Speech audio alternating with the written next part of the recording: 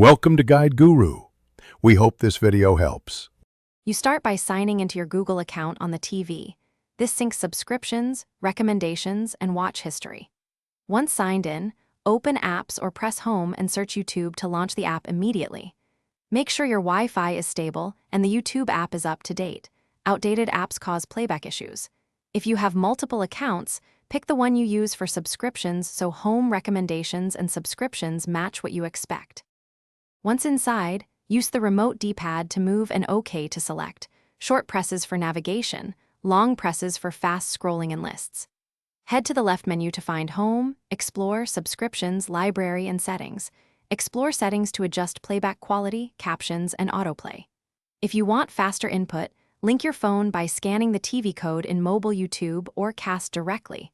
This lets you queue videos, type searches, and to play, select a video and press OK. During playback, press down to open captions and audio options and up to change quality or enable captions. This improves buffering. Use the More button to add videos to watch later or create playlists so you can organize content.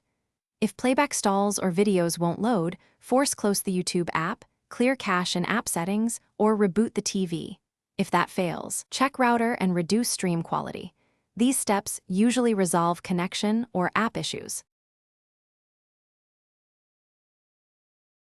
Thanks for watching. Consider subscribing if we helped you today.